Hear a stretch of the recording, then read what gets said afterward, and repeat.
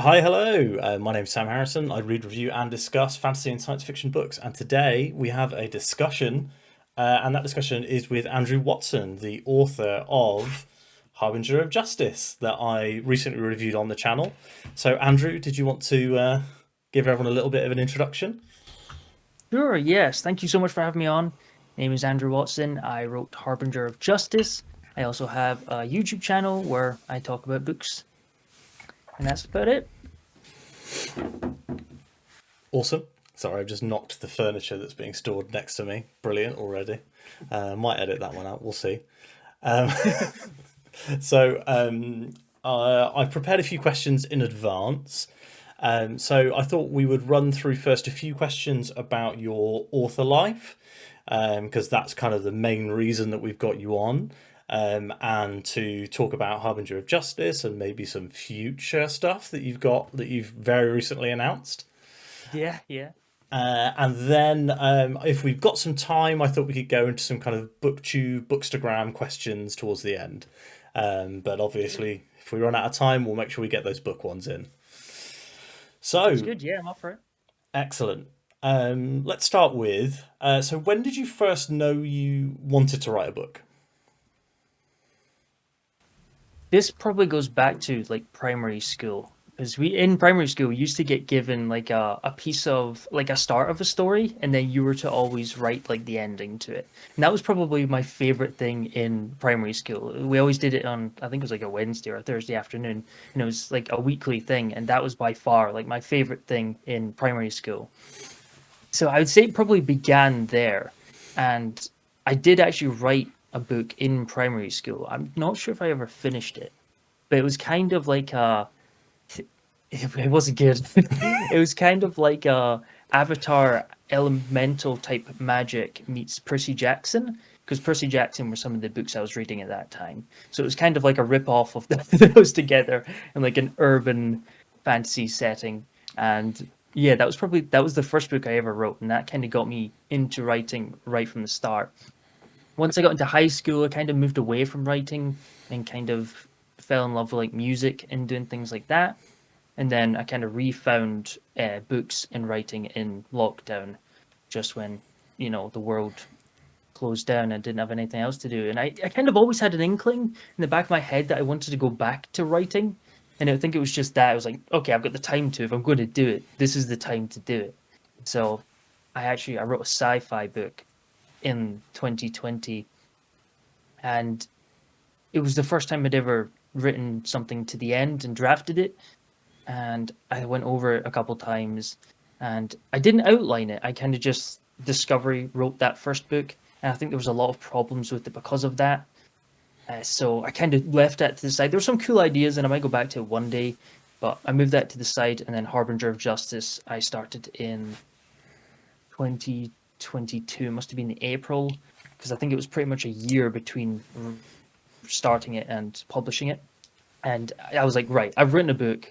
And this was something that Michael R. Fletcher said was, as soon as you've written one book, you kind of, you can do it. You're like, oh, okay, I can do that. I can replicate that. I can do it again. So as soon as I'd done it the first time, I was like, right, this time I'm going to outline it. I'm going to plan it. I'm going to work on it a lot, and I've scheduled in writing time into my day. Whereas the first one was a lot more just write it when I had time, which was great for me at that point. It's just this time I was very focused. I really wanted to spend the time and fit this in and get it done. So then I sat down and then really nailed that outline, and then wrote Harbinger of Justice, edited it, and then published it. So yeah, it's kind of the story from start to now. I was actually going to ask how you found the self-pub experience, and it kind of neatly Mm, leads in. yeah. So I didn't actually look at doing traditionally publishing at all for a couple reasons. There's tons of videos out there on self-publishing versus trad publishing, and there's benefits to both. And just because you do one doesn't mean you can not always go and do the other. I've seen it both ways. I've seen self-published move to trad. I've seen trad that are moving now more to self-publishing, just because it's become such a easily accessible industry now that you don't necessarily need a big publisher for certain projects and things. Like I think Brian McClellan, the author of the Powder Mage trilogy, his main books are trad, but his novellas are self-published. So I Mm. think we will see more and more of this sort of hybrid publishing as we go on. And of course, Sanderson, he's he kind of has his own company, so it's a different ball game from your average self-publisher. But I think we are going to move into seeing more of this more hybrid mix of publishing. But the reason that I wanted to self-published, well, there's a number of reasons. I knew that I think there's a misconception with traditional publishing that if you get picked up by a traditional publisher, you'll suddenly be in all the bookstores, you'll sell millions of copies, and they'll back and they'll do all the marketing and they'll do this and that. Mm. But that's really not the case. They take on a handful of main authors over a year as their kind of big authors that they put a massive marketing budget behind. There's a ton of like other authors that they are publishing that they don't put the same amount of money and backing towards. So I knew even if I am self-published, traditionally published, I'm probably still going to have to market myself. I've been And seeing that then a lot from authors saying, like they got, 3 grand for a book and then nothing because their yeah, book didn't sell any because the publisher only has the money to put weight behind Stephen King and Brandon Sanderson and yeah. that's it. Yeah, exactly. It's insane. There's a really good podcast. I'm going to butcher the name. Rodeo Publishing, I think, and it's traditionally published authors who go on there and talk about their experience. It's really interesting because you don't see a lot of them talk about their experience of. They talk about like advances, marketing and the money they put behind it, and it is really surprising to see because I think most people just assume they will put this massive marketing budget just because you're with them, but it's not always the case. Mm. So because of that, and I also knew that if you're going to traditionally publish, you really need an agent. Mm. And to get an agent, you could be querying for years and years and years. And then you could be querying with, even if you get an agent, you could be querying for publishers years and years and years after that. So it just seems like a long time for something that might not even pan out. Mm. And I always just wanted to write a story and publish a story. That was kind of the dream. So that's one of the reasons why I was like, I'm just going to self-publish it. When I was working on the book, I was kind of getting more involved in the community, and you can see the amount of love there is for self-published in the community space. It's amazing, and so many self-published authors are putting out incredible work now because there's so many great editors and artists that you can work with. I was listening to Wizards, Warriors, and Words, which is now finished, but it was a podcast on Jed Hearn's channel. Mm. And he was with Rob Hayes, Dirk Ashton, and Michael R. Fletcher, and they talk about their experiences. And they had lots of other indie authors on. And one time they had Sarah Chorn on, who is a really well-known editor in the space. But this was kind of my first introduction to her. And just how she champions her authors. She's like, yeah, they're my authors, that they're great. And she always shares their stuff and talks about it when she's editing it. It's so supportive and amazing. I was like, I need to work with her. She's amazing. She's really great. So I already had an editor in mind, and of course Felix Ortiz, who did the cover. He's huge in the space, and as soon as you see his work, you're like, he's amazing. So I already had the editor and the artist I really wanted to work with, and I didn't want to wait years and years and years and years for probably having to do the work anyway. The big benefit to trad is that they will pay the upfront costs for the editors and the cover artists, and you're more likely to get in bookshops and such, Yeah. which is really difficult to do in self-pub. But there's becoming more and more indie shops and spaces for that, so maybe one day. Yeah. The other day, I was trying to buy book 2 of the Adan trilogy by Philip Chase because I bought a copy from Amazon that turned up with the pages falling out. And I was like, I think you can only buy this from Amazon, but I'm going to double check. And it was on Yeah. Blackwell's on their website as Yeah. you could order it. It was like, Mhm. it'll take a while, but you can order it. And I was like, oh, that's really Yeah. interesting. Have you got Yeah. Harbinger into any trad bookstores yet? Yeah. So I don't know. I'm going to assume Philip's doing the same thing as I am. You can publish directly with Amazon, and then it's only on Amazon. But if you go through somewhere like Ingram Spark, which is who I published my physical copies with, they can then stock it in loads of stores like Blackwell's, Waterstones, Barnes and Noble. I've had some people find my book in their local version of Waterstones in that country, which is so cool to see. And it does take longer because then that company needs to get in contact with Ingram Spark and then order the books. They print them and then they ship them because it is all print on demand. Mm. So it's a wee bit slower than Amazon, who have that. I assume they have probably better contacts and direct contact with moving books back and forth. But so that's how you're kind of in stock in a lot of online stores, even if you are not necessarily, your books aren't sitting there. They can be printed and sent to you. Mm. Yeah, that's really interesting. It's a good way to like get around the Amazon monopoly as well.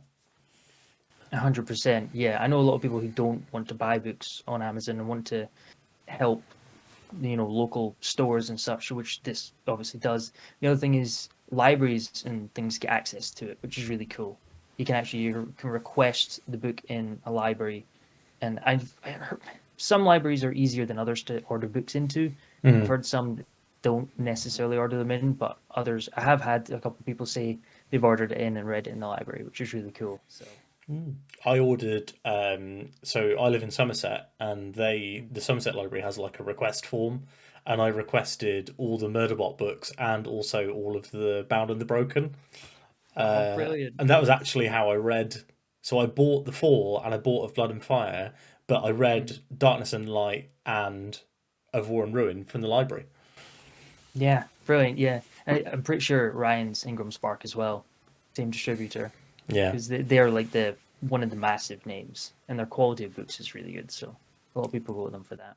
yeah. I think that Ryan did an article about why he self-publishes rather than tries to go through indie, and that not for through trad publishing, and that was a big eye opener for me because the only indie books that I had read prior to Ryan's books were an old friend of mine wrote a book and self-published it, and it was Mm, terrible. It was absolutely mm. terrible, and like Yeah, very good friend of mine, and I pretended the book was great, but I was like, oh, people self-publish because they can't get published, and it was a real yeah. eye-opener to see that it was like, no, actually, self-publishing is in many ways really advantageous to the author. Oh, yeah. There's so many different routes of publishing now, and the quality for self-publishing books is huge because it's self-publishing and it is so accessible. There is going to be the really you can just upload, write a document, type it up in a day and upload it, and that's it done. But on the other side of the spectrum, there's like the Ryan Cahill, Rob J. Hayes, who spend thousands in edits and then proofreading, thousands on covers, and they just spend like a year writing this and just really draft it over and over. Have beta reader teams, and it's very similar to the trad process. It's just they have to pay the upfront costs for it. So let's go back a little in the old questions list. So let's talk about Harbinger of Justice now. What were your inspirations for Harbinger of Justice, if you've got any you want to share? Mm. Mainly, well, it's inspired by ancient Egyptian mythology. That was kind of one thing I really wanted to include in the story because I've always loved like ancient Egypt. I always thought it was fascinating. It's kind of like the real world fantasy because there's so many like unexplainable things and interesting little tidbits in their history that just is really interesting. And you don't see it in fantasy as an inspiration very often, which is a shame. And I really hope we do get more. But Rick Riordan did do the Kane Chronicles, which was a trilogy that had ancient Egyptian mythology included. So I would say inadvertently that was one of the things that inspired it. I was like, oh yeah, I'd really like to do that. And then I would say Mistborn really opened my eyes to what fantasy could be. Because I kind of you had before I got into fantasy properly, into adult fantasy, I kind of had an image in my head of fantasy. But after I read Mistborn, there was just something about like it was eye opening in the way that it showed you what could be done. like the magic system and the characters and the scale. It was just not something I'd read before, and I was like, I really want to do that. I want to do lots of fun world building and build this world and this new culture and weave in this plot and all these different bits. So that was definitely a huge inspiration for me as well.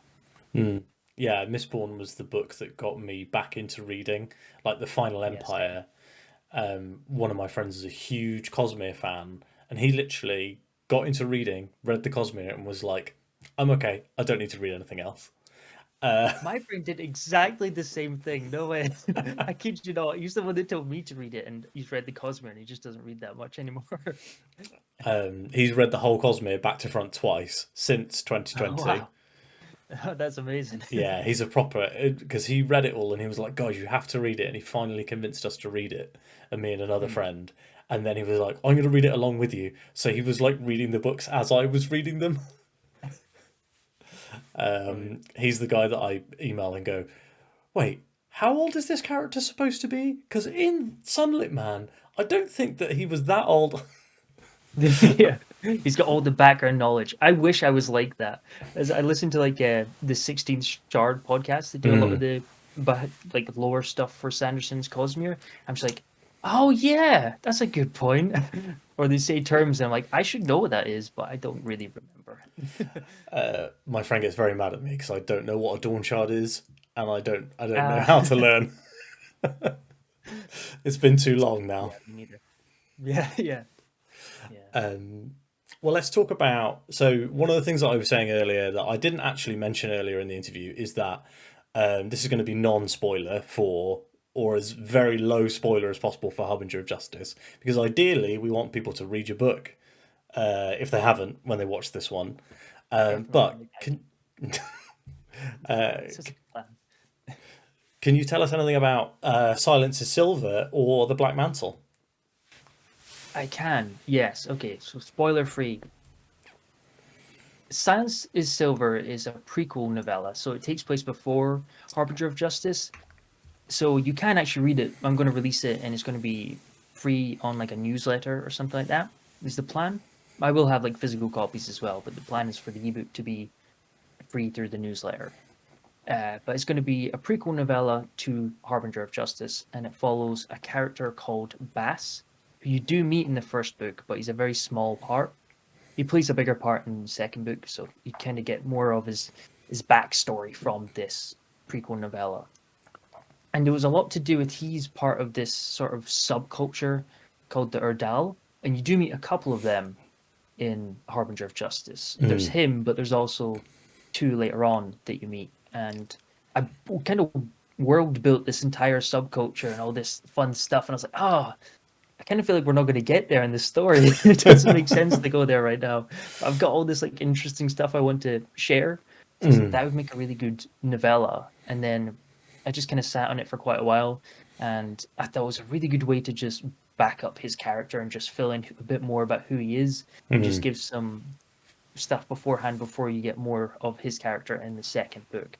So that's Silence is Silver. Book two is going to be a lot bigger in scale. Book one kind of feels a bit like a prologue, and then book two and three are kind of like the story combined, if that makes sense. I think I've only read Assassin's Apprentice, but someone told me that the Farseer trilogy is a bit like that, where the first book's kind of a prologue. Was it you said it? Yeah. Oh, right. It's kind of like an extended prologue, and then like the main stories, book two and three, put together. So I feel like that's kind of how it's structured in my head.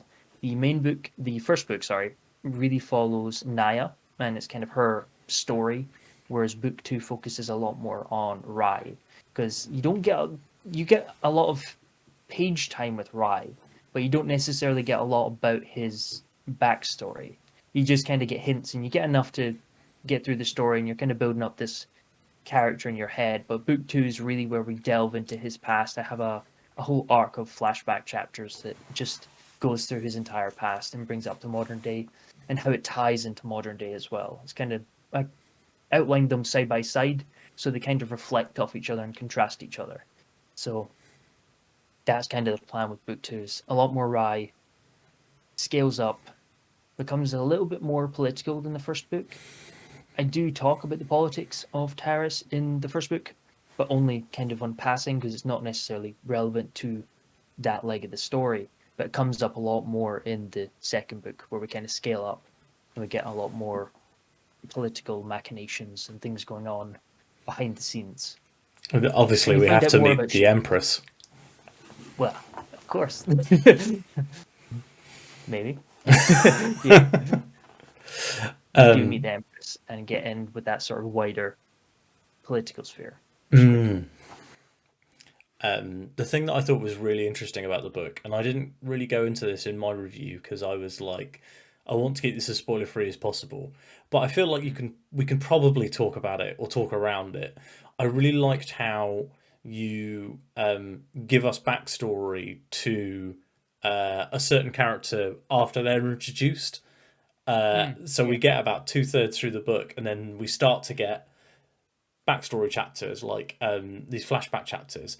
And I was like, in a lot of books, that would have just been the beginning of the book. So you'd have like Yeah. started with that, gone into the incident, and I was like, this is really good. But the funny thing was, because I remember, I don't know if I mentioned this to you, but I read the prologue like a month before I read the book because I was like, I want to make sure that I like the prologue because I don't, Yeah. I would feel bad talking shit about an indie author, and like Yeah. I just think that the like indie authors have such a hard time getting their books out there, and even though like 20 people watch my reviews, or I think 40 now have watched my Harbinger of Justice review. Your reviews have been doing really well. They've been working up and up. The channel's been doing really well.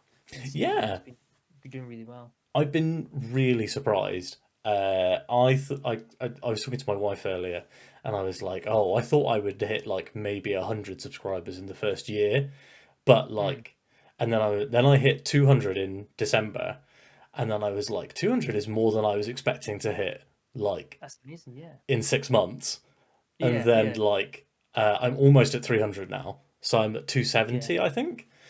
Yeah. So yeah, it's been a wild ride. I've been every week I expect the numbers to stop going up. Yeah. Yeah. Yeah. Yeah. But yeah, so the I've lost my train of thought now. Yeah. Sorry, I derailed a bit there. But yeah, I really that was one of my favorite things about the book is when we started to get those flashback chapters.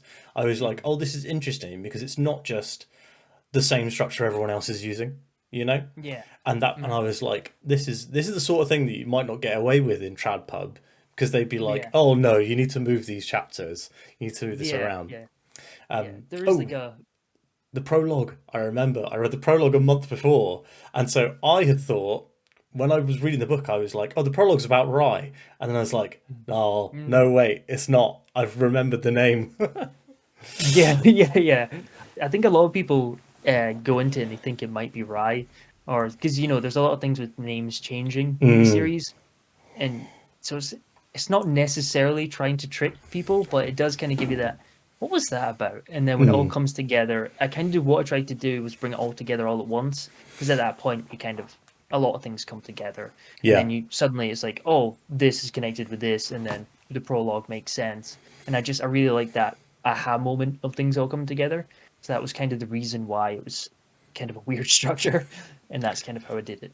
No, I think it works really well because you basically read the first 2/3 of the book, don't you? And then at the end of the second act, you get the big reveal, and then it's like into the Andrew Lanch, I guess, as you go to the finish.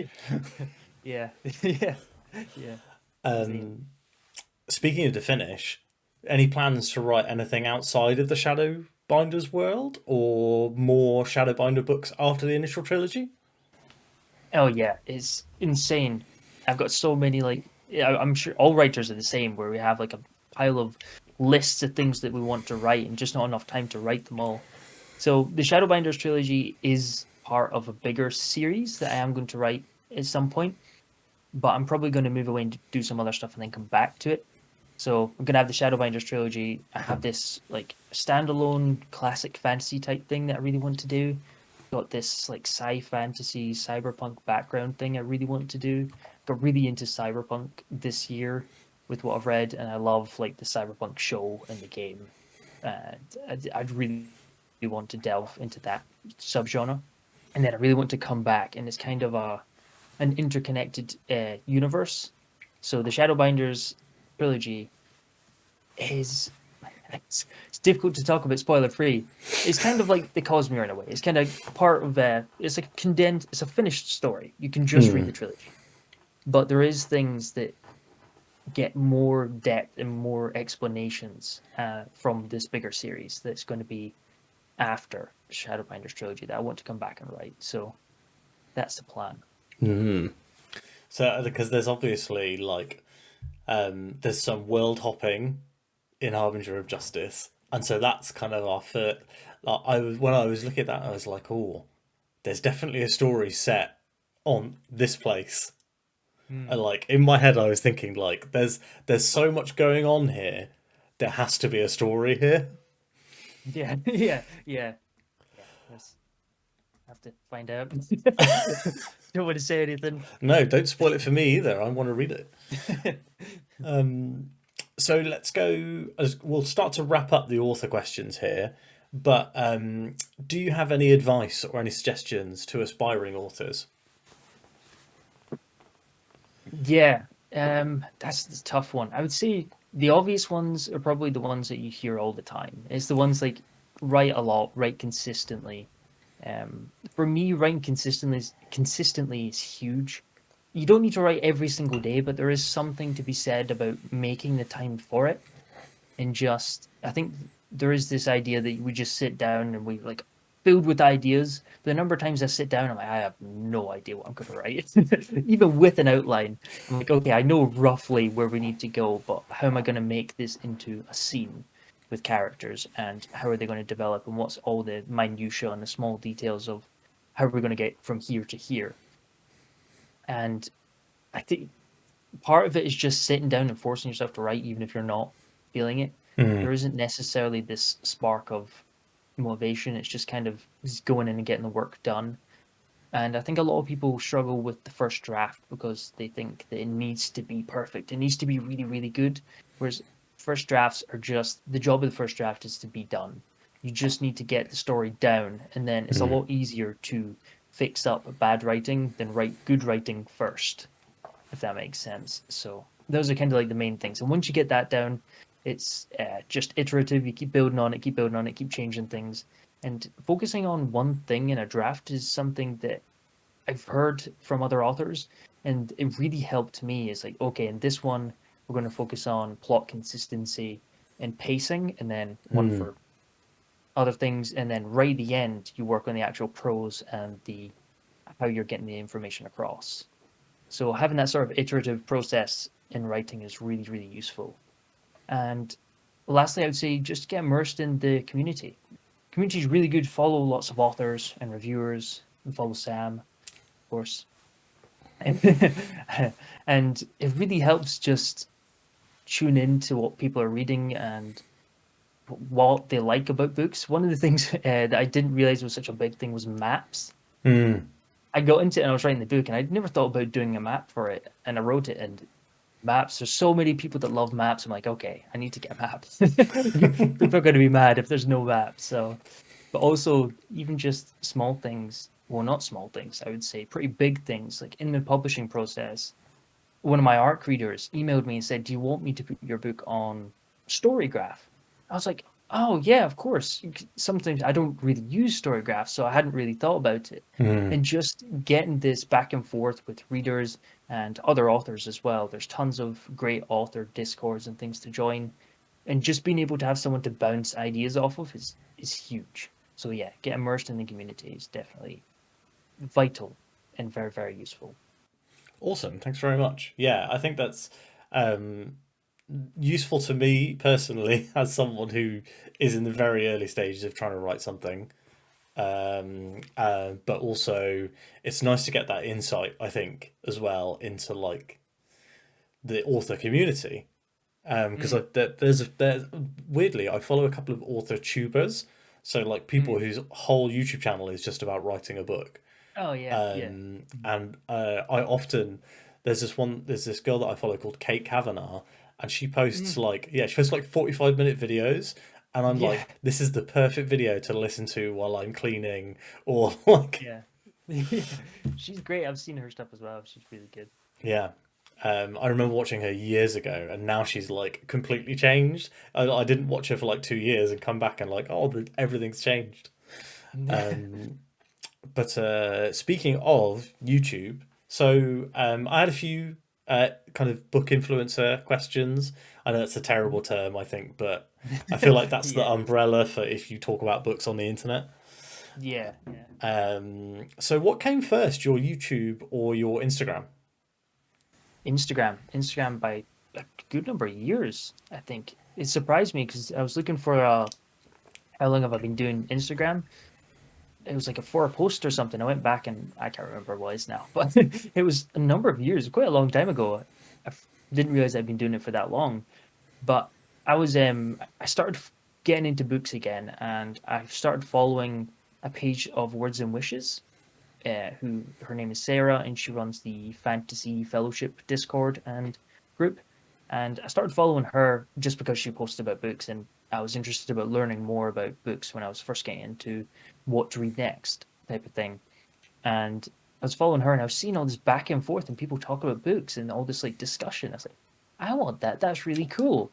So I then made an account just for books that I could then follow all these book accounts, and that's kind of how I got into that. And then I did that for a number of years, and I've done a lot more filmmaking and video work than I do photography. And when I saw Johan Library of a Viking jump from Instagram to YouTube, I was like, why don't I do that? I should really do that. And then I put it off for like a year after that, even after thinking I should do that. That would be good. I put it off for a year, and eventually I was like, okay, I need to do this. So I put out a video and a couple of videos, and then just had a really good time, and people seemed to like it. So snowballed from there, and really, really enjoying making videos. So I enjoyed it. That was the one thing that surprised me, was how much I enjoyed doing it. It's just a ton of fun. Yeah, I actually tried doing YouTube before my son was born. So, Mm. like the year that we were like, right, now's probably time to start having a baby, was the year I was like, I'm going to start a YouTube channel, and then um, I found it really hard. So I was trying to do like one of those like general YouTube channels where it was like Mm. half vlog, half like me talking about the things that I liked, and there was no like subject, and Yeah. I found it really hard, and I was putting so much work into these videos. I've privated them all because they're all terrible.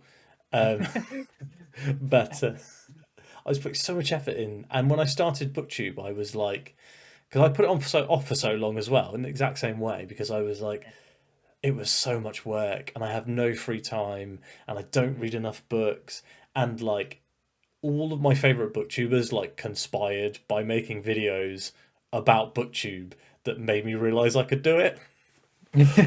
Um, Yeah. I remember I had the like, same thought.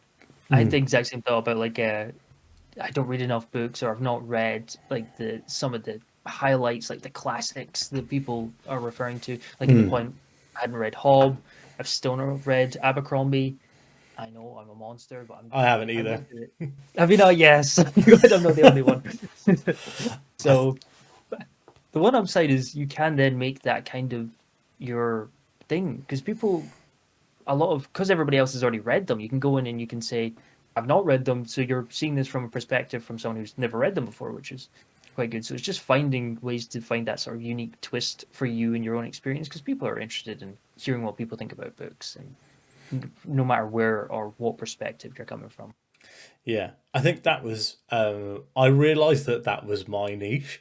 So when I Mm. was like, I should start a YouTube channel because I can't find anyone who hasn't read Wheel of Time. And I was like, and I haven't read Wheel of Time.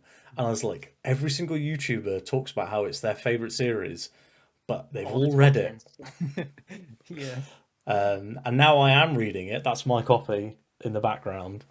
I'm almost done. I'm at like 600 pages. So, How are you finding it? yeah, better than I was expecting. Hmm. So, everyone had always talked about how dense it was.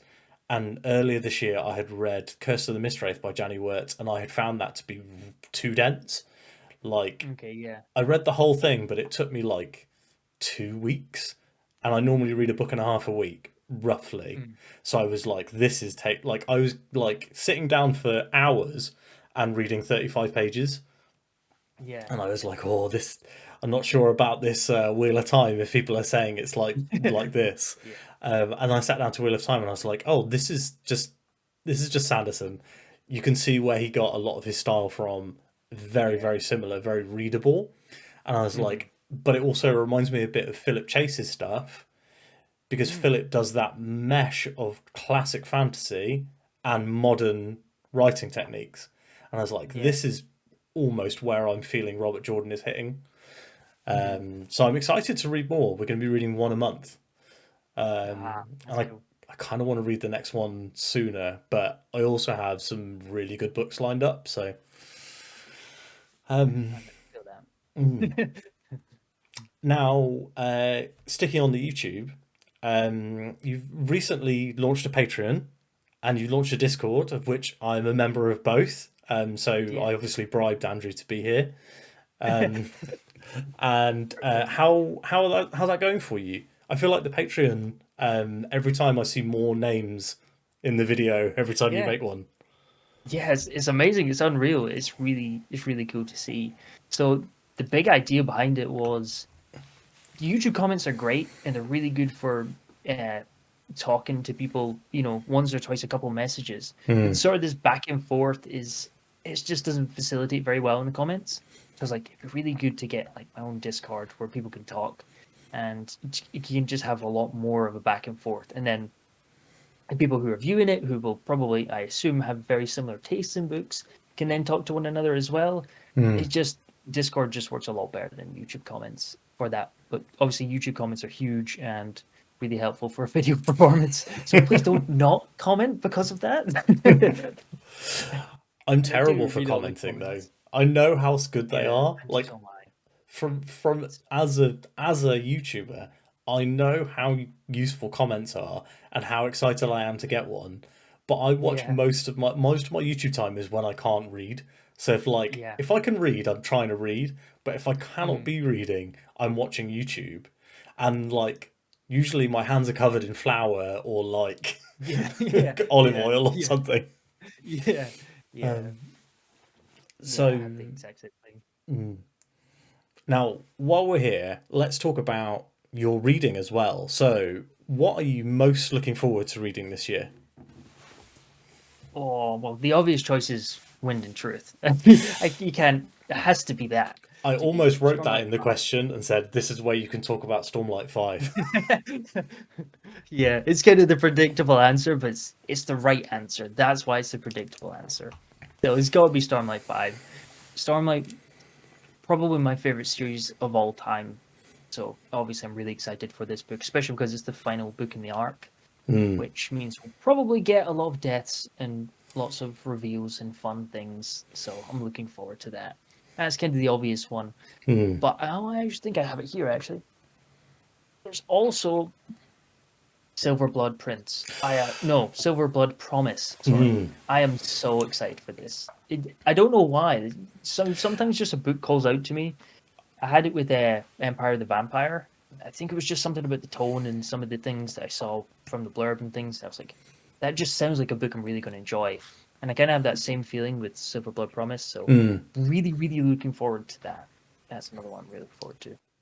Yeah, Promise is it's the only book I have on my TBR after March because I have the first 3 months of the year planned, and then Mm. I just have April and it just says Silverblood And March. Promise. Yeah, yeah, And yeah. I'm reading Empire of the Especially Vampire with next month, actually. RA. Good timing for book two as well, because that's another one that I'm really excited for. Empire of Yeah. the Vampire is great.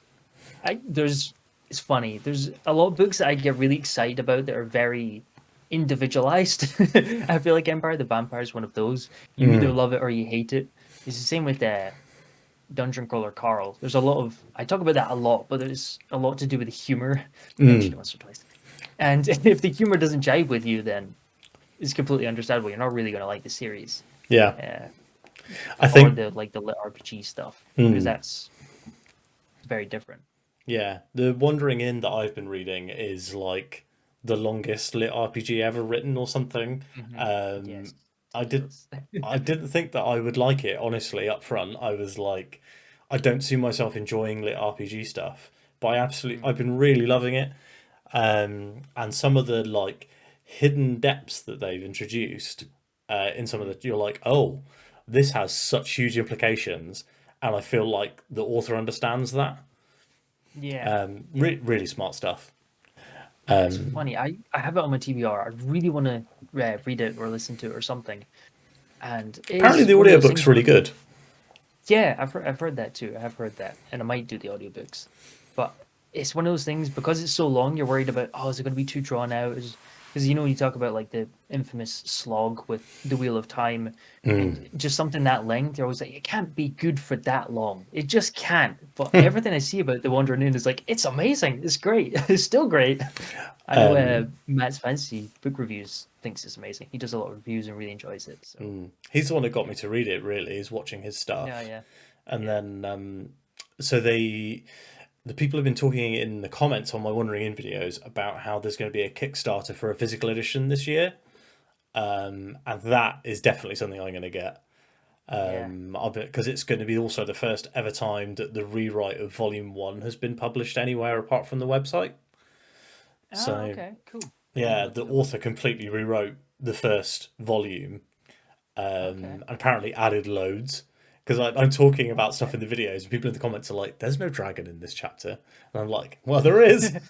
There is now. Yeah.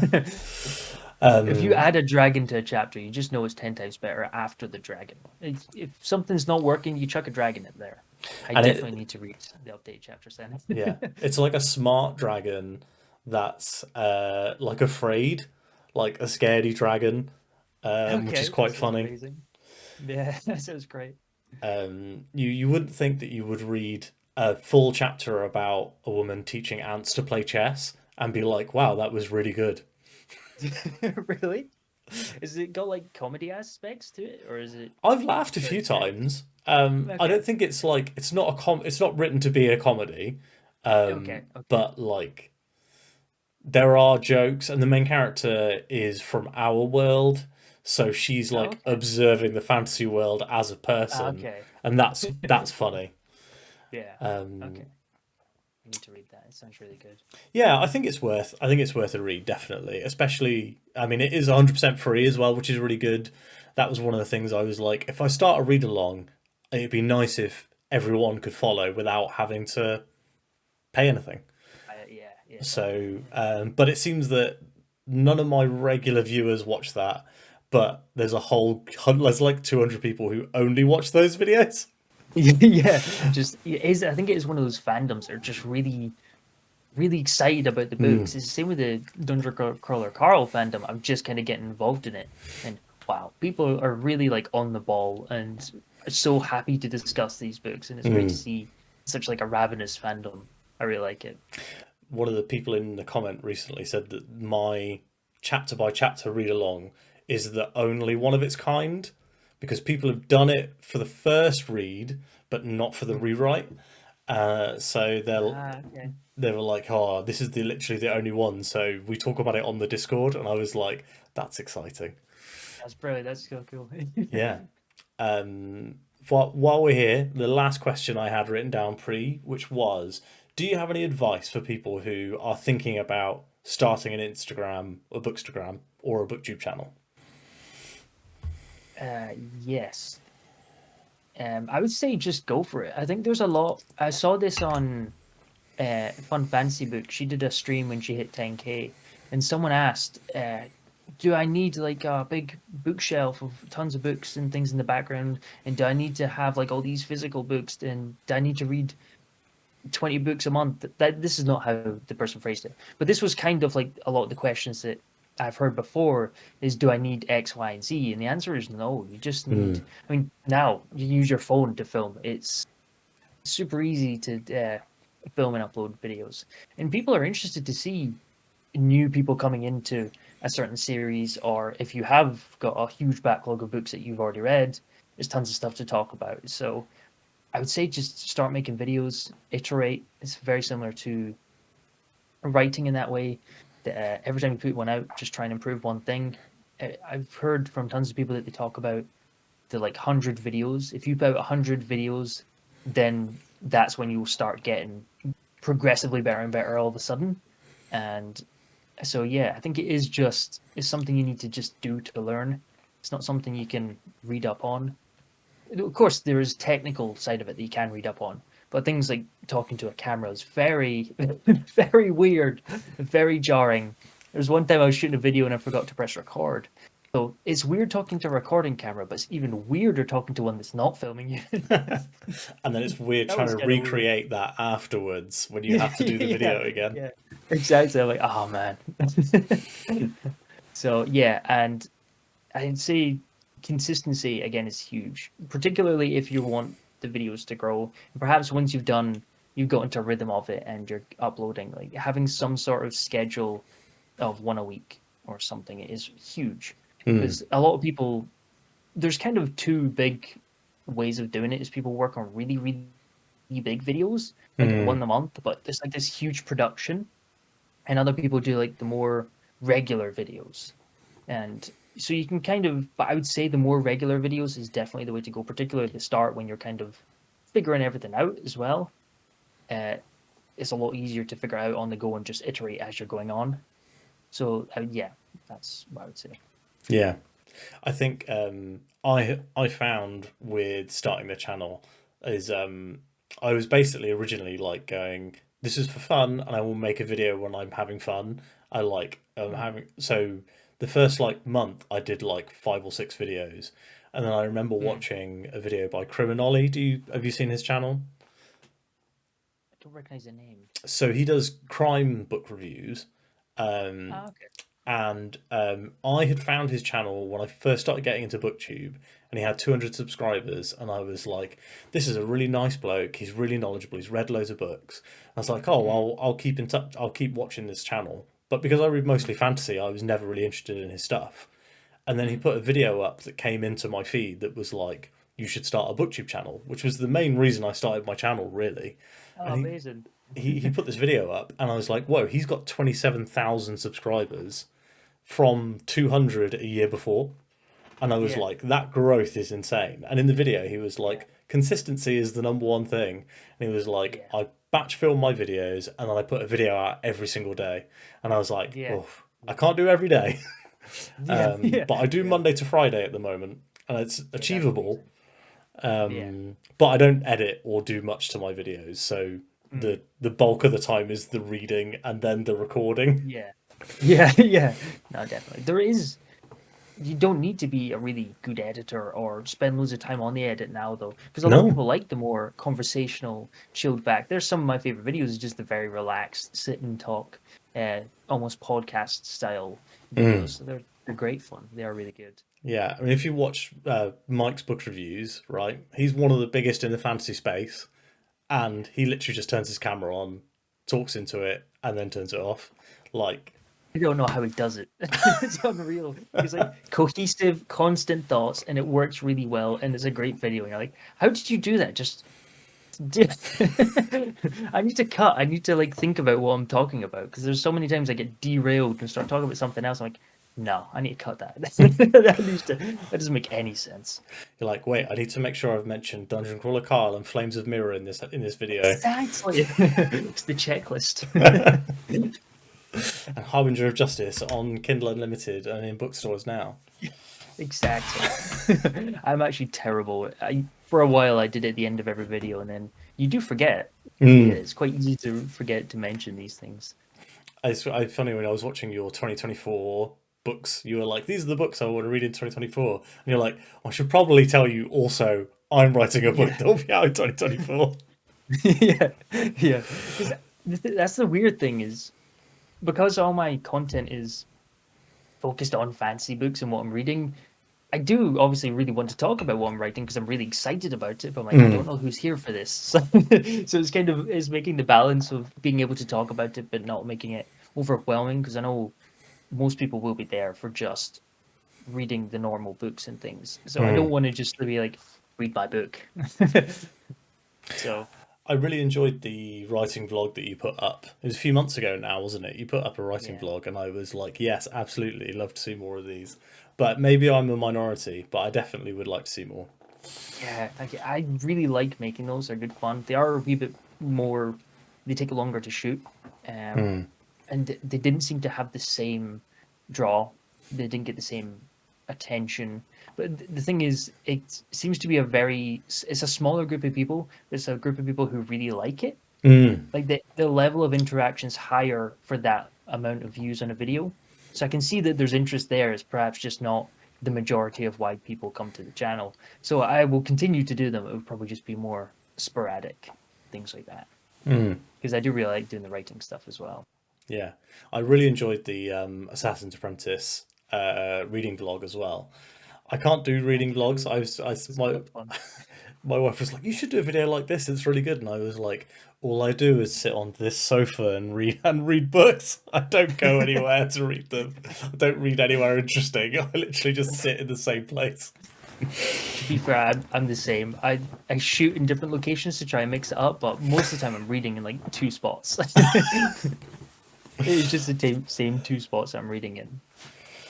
I must say I was a bit worried about that one because it was a spoiler video and it was a wee bit longer, and the other reading vlogs have done kind of middle of the road, but that one did really well. And it was a ton of fun to film. So I was like, oh, there is people that want to see this. I think it's for like the bigger series because lots of people will have read it.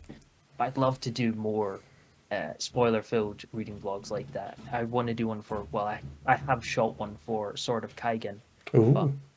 yeah, I keep on ballooning things. I'm like, oh, this is really cool, but what if I went out and I shot this and this and this to add to this? And it's become a bigger project than I had originally planned. So we'll see how that pans out.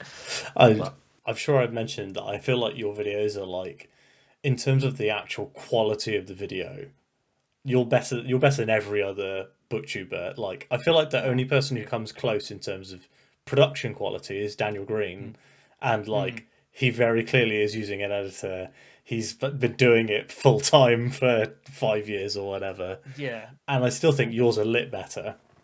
Like when I'm watching your videos and I'm like, this is just the Matt Diavello of BookTube. Like that's where I see your I niche. remember when you said that in a video, and I was like, "Oh, I love that," because I love Matt's videos. His videos are great, Yeah, he was and the you have to have the original. copy people.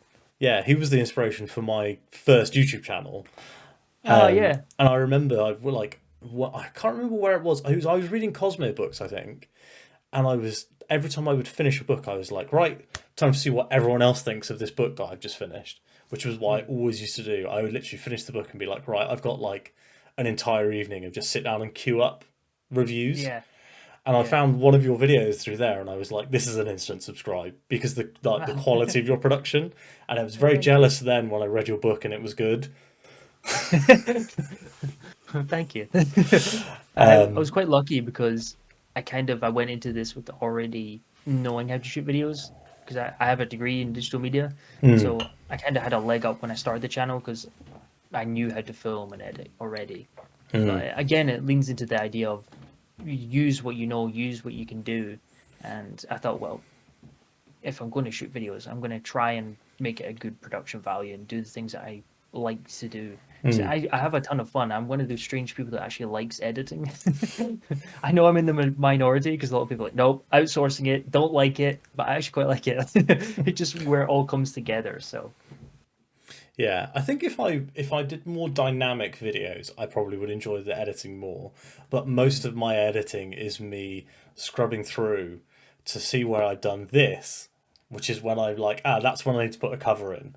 So I just yeah, scrub yeah, through, watch for my gesture. They go, oh, right, that needs to brilliant. be a cover. What cover does it have to be? Yeah. Um, yeah, I do yeah. love the conversational videos as well, though. That's one of the things that I probably watch. Well, when I was writing the first book, Harbinger of Justice, pretty much every single night I was watching like more chilled back, just long form discussion videos from authors and reviewers and stuff. And it's just you get a lot from that. I think is just you then come on to subjects that naturally wouldn't come up in these more faster paced videos or something where it's a wee bit more, you know, you've talked about that one thing, so I'm moving on. Whereas in the more talkative videos, you might tangent and then talking. You get a lot more details and things in those videos that I really like. Yeah, I think in an ideal world, I would post like my channel would be like post a non-spoiler short review, and then post a full spoiler discussion. Yeah. But it's just getting the people together, getting the time to find everyone who wants to read the same stuff. So Yeah. eventually, I think that'll be where. So I do at the moment, Mondays and Wednesdays are books that are related to my current reading. So it's usually that'll be like a review most of the time. But for example, tomorrow's video is going to be this conversation.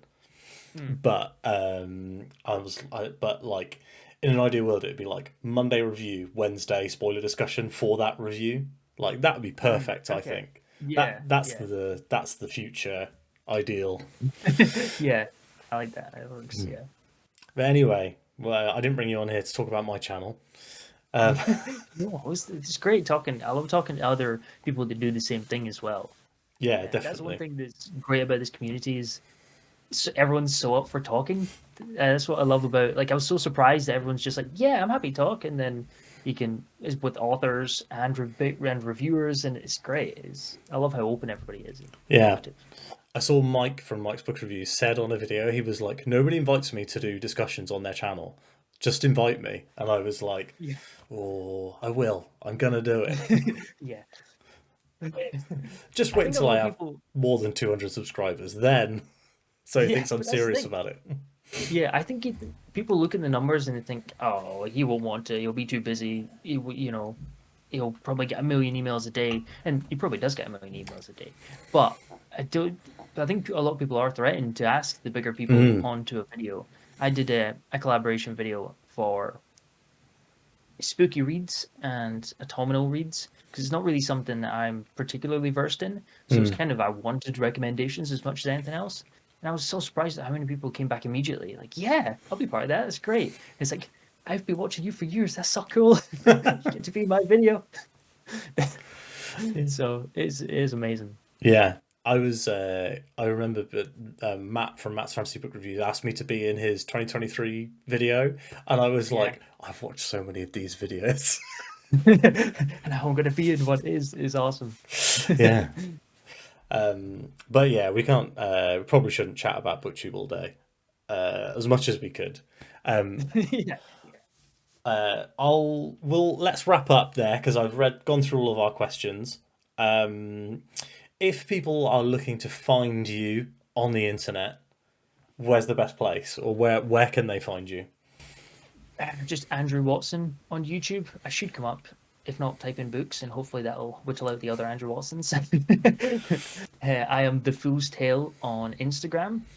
And you can buy Harbinger of Justice in most places you can buy books. So Amazon, Blackwell's, Waterstones. Should be able to find it in most places. And I recommend you join Andrew's Discord because it's genuine. I'm on like 5 or 6 BookTube channel Discords, and this is the only one where I feel like I can like keep up with the flow of conversation. And everyone's so nice. Yeah, it is amazing. I love that we've got such a nice community in there. It's Yeah. really cool. And Ross and Laura have recently joined. They have their channel Hardy's Books, and they're brilliant. I'm sure they will.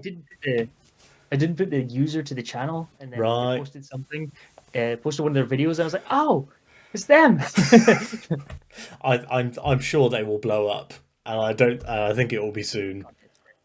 Yeah, Because their stuff's really good. I haven't watched their Empire Silence review yet because I haven't read the book yet. no, neither have I need to get to that. That's another one that everybody says is amazing. Too many books, not enough time.